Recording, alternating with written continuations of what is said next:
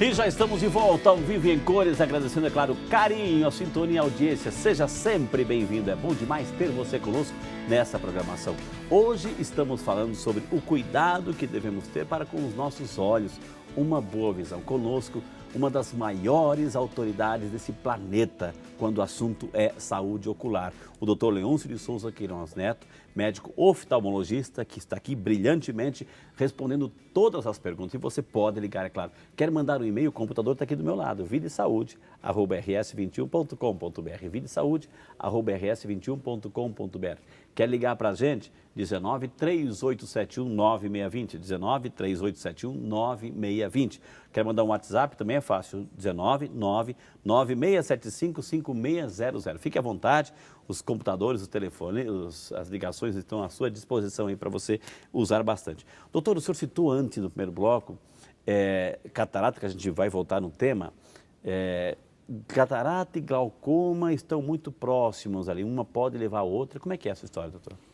O globo ocular tem um líquido que o preenche, que é o humor aquoso. Ele fica exatamente... Ele trouxe uma maquete aqui. Aqui na câmara anterior, bem atrás da córnea e na frente do cristalino. E o olho produz e drena esse líquido.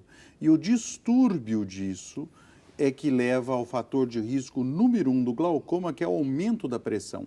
Então, aumenta a pressão aqui na bolinha, que é o globo ocular. Nessa parte maior, doutor? Exato. E aqui na câmara posterior, e vai ter a lesão do nervo óptico.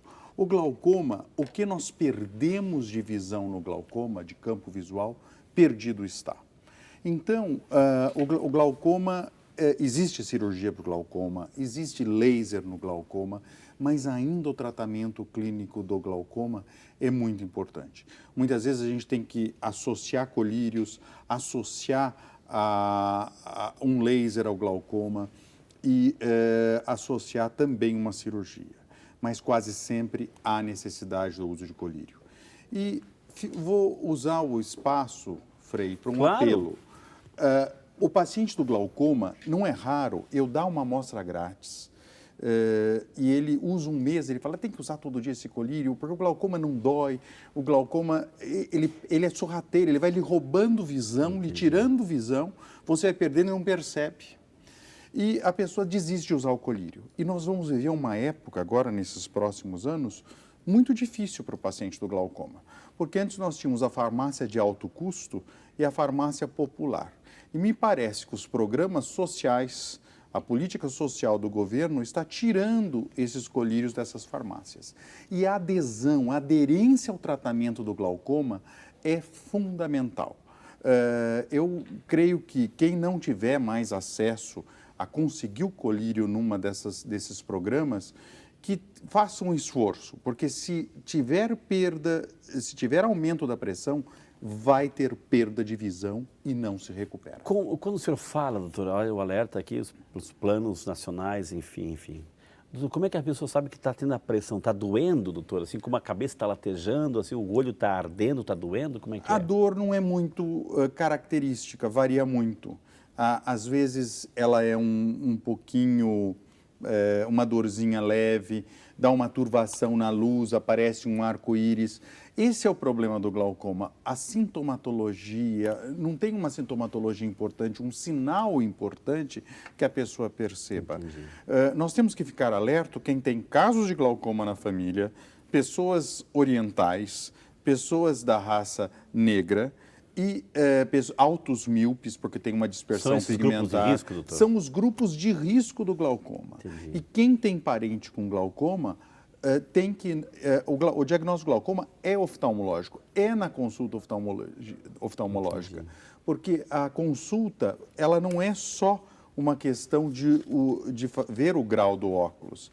Ela vai medir a pressão ocular, vai olhar o nervo óptico, vai saber o histórico, e aí é a porta de entrada para a saúde ocular.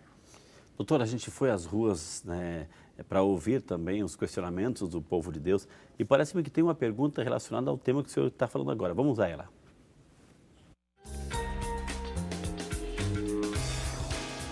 Meu nome é Daiane, eu gostaria de saber se a pressão arterial tem alguma coisa a ver com a pressão da visão. Aí, doutor, pressão arterial é a mesma da pressão da visão? Não é a mesma. A Daiane colocou muito bem essa pergunta.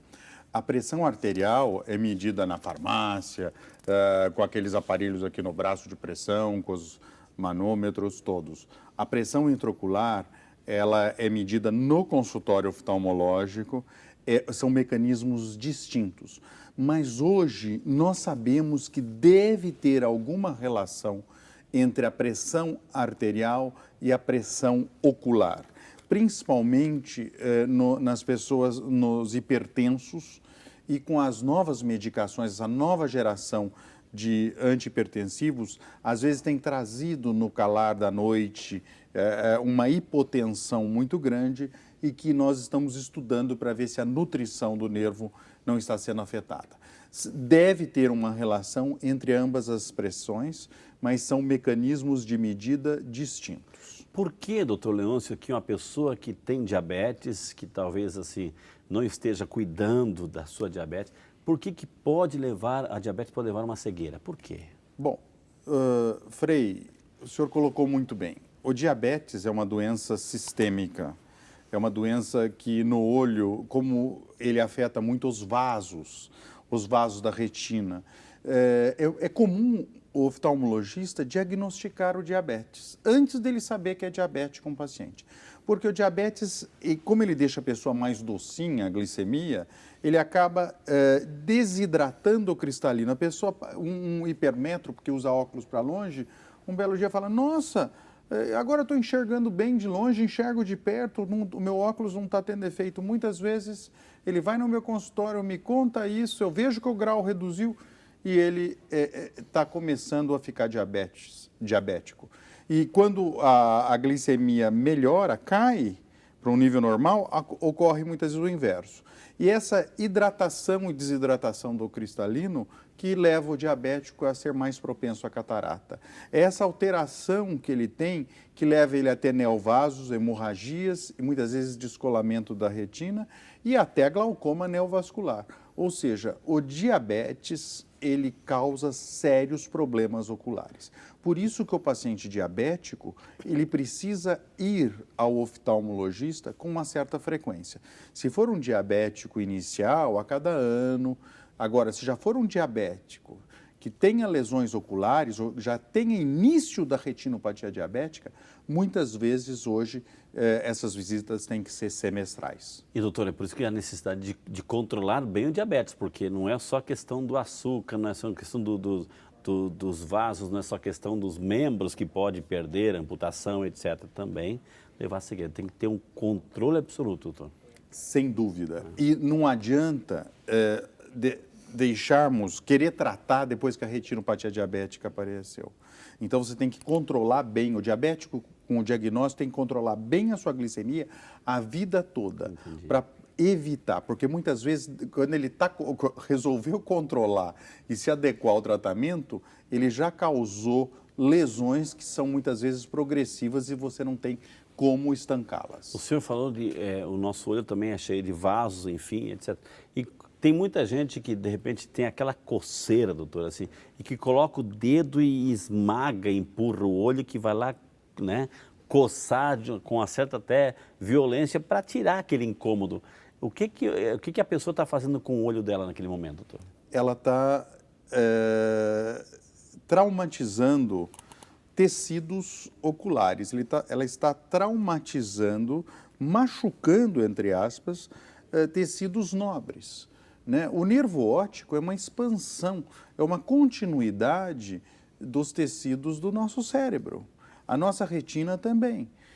E sem contar que muitas vezes o alérgico, ele coça, ele danifica a córnea.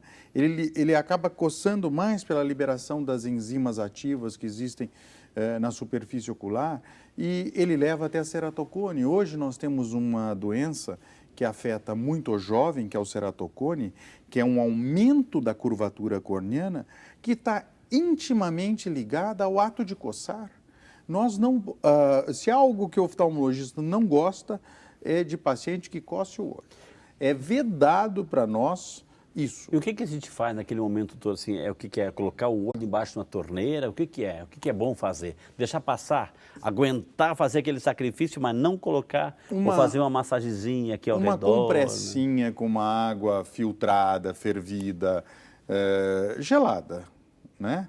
Ali na própria, do refrigerador que você tem em casa, muitas vezes alivia muito isso. Se está no trabalho, levanta um pouquinho, vai lá no banheiro, enfim, passa Exato. uma aguinha de leve. Ou usar um colírio com uma lágrima artificial, algum colírio dessa classe. E, obviamente, de cada 10 alérgicos, 7 têm manifestações oculares. Assim como uma rinite alérgica. Por isso que depois de coçar o olho fica mais vermelho ainda, ou seja, machucou, traumatizou. Exato. Então, os indivíduos que têm alergia, a chance deles terem também alergia ocular é muito grande. E esses pacientes têm que usar colírios antialérgicos, têm que usar lágrimas artificiais, eles têm que estar educados a sair da crise da alergia com maior frequência e evitando sempre o ato de coçar. Doutor, o senhor citou várias vezes assim a palavra colírios, que é um produto, enfim. A gente sabe que no mercado existe, para cada tipo de doença, eu imagino que para glaucoma, para catarata, para miopia, para cada tipo de doença, para cada problema no olho, tem um colírio específico.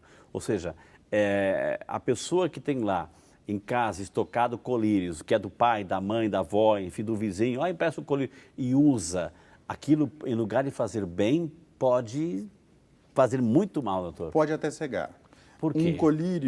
Um colírio que um avô use no pós-operatório de uma catarata, de uma cirurgia ocular. Muitas vezes tem corticoide, tem cortisona. E ele guarda lá no armarinho do banheiro. Daí vai alguém lá, com o olho, que aconteceu alguma coisa, meio irritado, pega, usa o colírio. Ah, que colírio bom, deu efeito. Começa a usar, ele pode... Os colírios à base de cortisona, eles podem levar a glaucoma e catarata. O colírio não é uma aguinha qualquer. E, infelizmente... É uma fórmula química ali. Exato. Tem substâncias com poder... Poderosíssimas. Infelizmente, a nossa população, 70% não encara o colírio como medicamento e fazem uso da automedicação. E isso é muito indesejado. Qualquer medicamento, qualquer colírio, deve ser fruto de uma prescrição médica. Tanto que hoje os colírios que têm antibiótico são todos só sob receituário médico, porque estava havendo um uso indiscriminado e nós podíamos estar contribuindo para a resistência bacteriana. Tem, doutor, não precisa falar marca, mas tem aqueles tipos genéricos que tem a função somente de hidratar o olho, lubrificar o olho sem qualquer forma poderosa de uma coisa que pudesse fazer mal, doutor? Olha, nós temos duas classes aí, vamos dizer, de uso, de domínio popular. São aqueles colírios que você pinga para deixar o olhinho branco, que tem substâncias que são vasoconstritoras. Muitas vezes elas têm uma ação por algumas horas e conforme as pessoas vão utilizando, esse efeito fica menor, tem uma taquifilaxia, que são os vasoconstritores. Esses colírios não devem ser muito utilizados. E depois nós temos as lágrimas artificiais, que sem dúvida, hoje a gente precisa, porque quando a gente fica no computador, a gente pisca menos. E quando você pisca menos, você resseca acaba não produzindo tanta lágrima, que é uma produção reflexa, e acaba tendo um olho seco. Então, nós vivemos no carro com ar-condicionado, nos ambientes com ar-condicionado, isso mexe também numa rarefação do oxigênio e nos faz ser obrigados a utilizar colírios que sejam lágrimas artificiais para evitar essa coceira, essa irritação ocular. Mas esses são, como você falou, domínio público, eu posso chegar e eu quero um colírio de uma lágrima artificial, por exemplo, para comprar, para adquirir? Eu diria para você que não causam tantas alterações com uso a longo termo. Mas, se possível, sempre ter uma indicação de um oftalmologista. Doutora, aqui a Josefa de Andrade Silva, de Campina Grande, na Paraíba. Deus te abençoe, dona Josefa. Obrigado pela participação. Ela tem 54 anos, ela tem miopia no olho esquerdo, doutor. Gostaria de saber se pode fazer uma cirurgia. Entrou contra o tema miopia. o que é miopia e, no caso dela, a dona Josefa, de 54 anos, se ela pode ou não ser recomendado fazer uma cirurgia, doutor. Muito bem colocada a pergunta, dona Josefa. A cirurgia da miopia já é praticada no nosso país há mais de 20 anos. Nós temos as técnicas LASIK, PRK, sempre com o laser, com excimer laser, hoje até com o laser, ela pode ser feita toda laser com laser de femtosegundo também, a gente utiliza 2 lasers. Por ela ter 54 anos, eu diria que ela, pela idade, pode operar. Mas precisamos saber o grau que ela tem, precisamos fazer um estudo muito pormenorizado da superfície ocular, uma tomografia da córnea, precisamos saber se ela não tem outra doença ocular, se ela não tem um glaucoma, se ela não tem catarata. Então, hoje, nós temos uma preocupação muito grande com os exames pré-operatórios que vão predizer o resultado da cirurgia, quer seja refrativa ou mesmo a cirurgia de catarata. Gente, quantas informações valiosíssimas também. Olha, quem está aqui hoje, gente, uma das maiores autoridades no assunto que esse país, que esse planeta conhece, o Dr. Leôncio aqui. Nós vamos chamar o intervalo, depois na sequência nós vamos lá para Petrolina, lá em Pernambuco, a pergunta da nossa queridíssima amiga, a Bruna Lohane, a Bruna Palito Lohane, que escreveu, e também a dona Marli de Itajaí, Santa Catarina, são perguntas interessantes. Aliás, todas as perguntas são interessantes. Eu só não li ainda a sua, por quê? Então vai interagindo conosco. Esse é o Vídeo de Saúde, que volta já só para você.